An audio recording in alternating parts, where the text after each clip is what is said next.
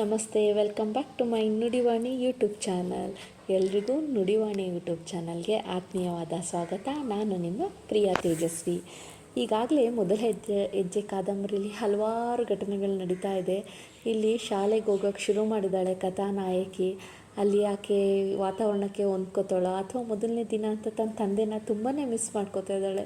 ಎಲ್ಲ ಮಕ್ಕಳು ಹಾಗೆ ಅಲ್ವಾ, ತಂದೆ ತಾಯಿ ಜೊತೆಲಿ ಬೆಳವಣಿಗೆ ಹೊಂದಿ ಈಗಿನ ಪ್ರಸ್ತುತ ದಿನಗಳು ಅಂತಂದರೆ ಇವಾಗ ಮೇ ಜೂನ್ ಸ್ಟಾರ್ಟ್ ಆಯಿತು ಅಂತಂದರೆ ಎಲ್ಲ ಮಕ್ಕಳುಗಳು ಹೊಸ ಬ್ಯಾಗು, ಹೊಸ ಪೆನ್ಸಿಲ್ಲು, ಹೊಸ ಯೂನಿಫಾರ್ಮು, ಅದ್ರ ಜೊತೆಗೆ ಹೊಸ ಫ್ರೆಂಡ್ಸು, ಅಲ್ಲದೆ ತಮ್ಮ ಬಾಲ್ಯನ ಒಂದು 5 ವರ್ಷ ಅಥವಾ 4 ವರ್ಷ ಹೀಗೆ ಕಳೆದ ಅಪ್ಪ ಅಮ್ಮನ ಜೊತೆಲಿದ್ದ ಮಗು ಸಡನ್ನಾಗಿ ಸ್ಕೂಲಿಗೆ ಎಲ್ಲೋ ಹೋಗಬೇಕು ಅಂತಾಗ ಸ್ವಲ್ಪ ಕಷ್ಟ ಆಗುತ್ತೆ. ಈ ವಾತಾವರಣ ಇದೆ. ಇದೇ ರೀತಿ ನಮ್ಮ ಕಾದಂಬರಿಯಲ್ಲಿ ಕೂಡ ನಮ್ಮ ಕಥಾನಾಯಕಿ ಸ್ಕೂಲಿಗೆ ಹೋಗ್ತಾ ಇದ್ದಾಳೆ. ಅಲ್ಲಿ ಏನೇನಾಗುತ್ತೆ, ಅವಳು ಎಲ್ಲರ ಜೊತೆ ಬೆರಿತಾಳ, ಆಕೆ ವಿದ್ಯಾಭ್ಯಾಸನಾದ್ರೂ ಚೆನ್ನಾಗಾಗುತ್ತಾ, ಮನೇಲಾದರೂ ಪಾಪ ಕಷ್ಟ ಮಗುಗೆ, ಅಲ್ಲೇಗಿರ್ತಾಳೆ ಅಂತ ನೋಡೋಣ. ಕಾದಂಬರಿ ಪ್ರವೇಶ ಮಾಡೋಣ. ಮೇಡಮ್, ಕಸ್ತೂರಿ ನನ್ನ ನವಿಲ್ಗರಿ ಕದ್ದಿದ್ದಾಳೆ. ಕಸ್ತೂರಿಯ ಮೇಲೆ ದೂರು ತಂದ ಕಾವೇರಿಯ ಕಣ್ಣುಗಳಲ್ಲಿ ಗಂಗಾವತಾರವಾಗಿತ್ತು. ಜೀವವಶವದಂತಿದ್ದ ಮೇಡಮ್ ಕಸ್ತೂರಿಯ ಬಳಿಗೆ ಬಂದು ಇಂಚುಪಟ್ಟಿಯಿಂದ ಒಂದೇಟು ಕೊಟ್ಟು, ಇನ್ನು ಗದ್ದಲು ಮಾಡೋರಿಗೆ ಏಟು ಬೀಳುತ್ತಷ್ಟೆ ಎಂದು ಎಚ್ಚರಿಕೆಯನ್ನಿತ್ತು ಕನ್ನಡ ಪುಸ್ತಕದಿಂದ ಪಾಠವನ್ನು ಓದತೊಡಗಿದರು. ನಮ್ಮ ಗುರು ಹಿರಿಯರನ್ನು ನಾವು ಗೌರವಿಸಬೇಕು. ಏಟು ತಿಂದಿದ್ದ ಕಸ್ತೂರಿ ಮುಖ ಸೊಟ್ಟು ಮಾಡಿ ಮೇಡಮ್ನನ್ನು ಅಣಕಿಸಿದಳು. ಅವಳ ಅಣಕಿಸುವ ಮುಖ ನೋಡಿ ನನಗೆ ತುಂಬ ನಗು ಬಂತು. ಸ್ಕೂಲು ಬಿಡುವ ಹೊತ್ತಿಗೆ ನಾನು ಇಬ್ಬರಲ್ಲಿ ಸ್ನೇಹವನ್ನು ಬೆಳೆಸಿದ್ದೆ. ಮಾರನೆಯ ದಿನ ನಾನು ಸ್ಕೂಲಿಗೆ ಹೋಗಲು ಹಠ ಮಾಡಲಿಲ್ಲ. ಹುಡುಗಿಯರ ಸ್ನೇಹ, ಆಟ, ಪಾಠ ಮನೆಗಿಂತ ಆಕರ್ಷಣೀಯವಾಗಿ ತೋರಿತು. ಮನೆಯಲ್ಲಿದ್ದರೆ ಸದಾ ಅಳು ಮಣಿ ಅನುಸರಿಸ್ಕೊಂಡು ಹೋಗ್ಬೇಕಾಗಿತ್ತು ಅವಳನ್ನ. ಗುರು ಹತ್ರ ಕಿರ್ಚಾಡಿದ್ರೆ, ಮೊಣ್ತನ ಮಾಡಿದ್ರೆ ಅದಕ್ಕೆಲ್ಲ ನಾನೇ ಕಾರಣ ಅಂತ ಬಯಸ್ಕೊಳ್ಳೋದು ಬೇರೆ ಇತ್ತು. ಸಾಲದಕ್ಕೆ ಅಮ್ಮ ಇಲ್ಲಿ ಚಿಕ್ಕ ಪುಟ್ಟ ಕೆಲಸಗಳನ್ನೂ ನಾನೇ ಮಾಡಬೇಕಿತ್ತು. ಇವೆಲ್ಲಗಳದರಿಂದ ಮುಕ್ತಿ ಪಡಬೇಕಂದ್ರೆ ಸ್ಕೂಲೇ ಗತಿ ಎಂದು ನಾನು ನಿರ್ಧರಿಸಿದ್ದೆ. ಕಸ್ತೂರಿ ಸುಂದರವಾದ ಹುಡುಗಿ, ಸಾಲುದುದಕ್ಕೆ ಶ್ರೀಮಂತರ ಮನೆಯವಳು. ಅವಳ ನೀಳವಾದ ಜೋಡಿ ಜಡೆ, ರಂಗು ರಂಗಿನ ಸಿಲ್ಕಿನ ಲಂಗವನ್ನು ನೋಡಿ ನನಗೆ ಕಸ್ತೂರಿಯಲ್ಲಿ ಒಂದು ಬಗೆಯ ಪೂಜ್ಯ ಭಾವನೆ ಉದಿಸಿತ್ತು. ಅವಳು ಮಾಡಿದಂತೆಯೇ ಮಾಡಲು ನನ್ನ ಮನಸ್ಸು ತವಕಿಸುತ್ತಿತ್ತು. ರಂಗು ರಂಗಿನ ಸಿಲ್ಕಿನ ಲಂಗವಂತೂ ನನ್ನ ಕೈಗೆಟುಕದ ವಸ್ತು. ಆದರೆ ಜಡೆ ಹಾಕ್ಕೊಳ್ಳೋದ್ರಲ್ಲಿ ಏನಡ್ಡಿ? ಮಾರನೇ ದಿನ ಸುಬ್ಬಿ ನನಗೆ ಜಡೆ ಹಾಕಲು ಬಂದಾಗ ನಾನು ಹೇಳಿದೆ, ಸುಬ್ಬಿ ನನಗೆ 2 ಜಡೆ ಹಾಕು. ನಮ್ಮ ತಂದೆ ಊಟ ಮಾಡಲು ಕಾದು ಕುಳಿತಿದ್ದರು. ಗುರು ಬೇರೆ ರಚ್ಚೆ ಹಿಡಿದು ಅಳುತ್ತಿದ್ದ. ಮಣಿಗೆ ಹಾಲು ಕುಡಿಸುವ ಹೊತ್ತಾಗಿತ್ತು.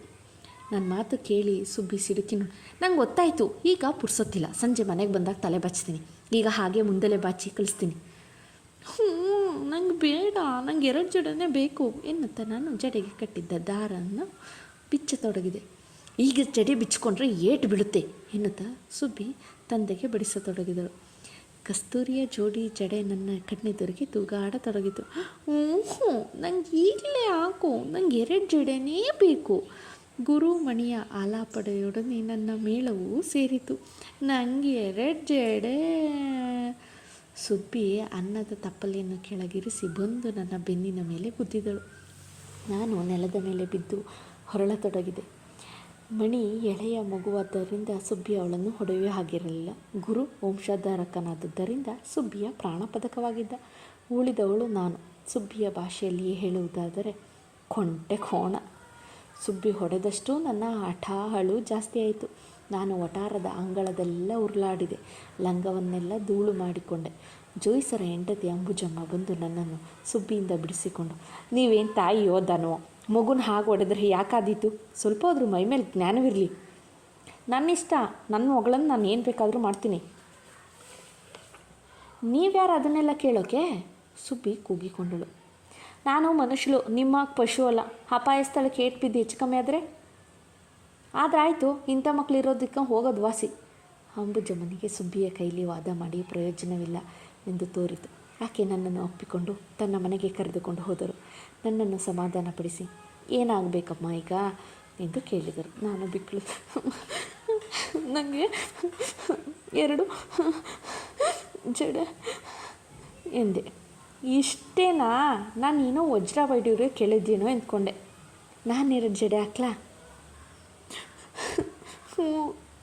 ಅಂಬುಜಮ್ಮ ನನಗೆ 2 ಜಡೆ ಹಾಕಿ ಹೂ ಮುಡಿಸಿ ಮುಖ ತೊಳೆದು ಊಟ ಮಾಡಿಸಿ, ಈಗ ಸ್ಕೂಲಿಗೆ ಹೋಗು, ಚೆನ್ನಾಗಿ ಕಾಣಿಸ್ತಾ ಇದೆಯಾ ಎಂದರು.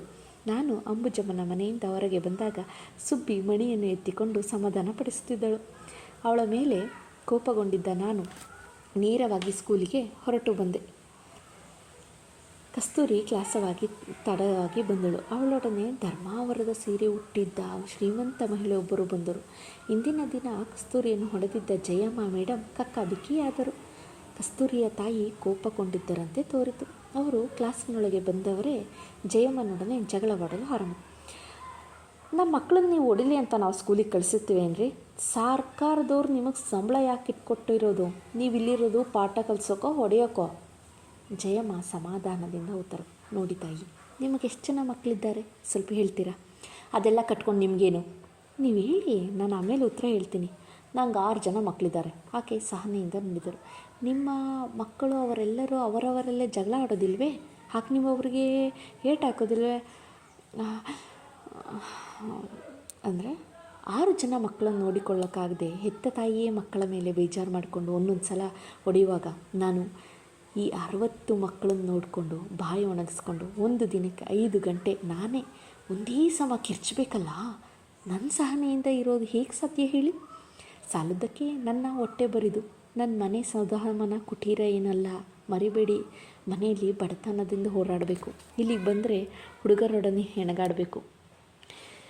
ಎಲ್ಲಿ 5 ನಿಮಿಷ ನೀವು ಈ ಕ್ಲಾಸನ್ನು ನೋಡ್ಕೊಳ್ಳಿ, ಆಗ ನಿಮಗೆ ಎಲ್ಲ ಅರ್ಥವಾಗುತ್ತೆ. ರೀ, ನಿಮಗೆ ಕೆಲಸ ಮಾಡೋಕ್ಕಾಗಲ್ಲ ಅಂದರೆ ಬಿಟ್ಟು ಹೋಗಿ.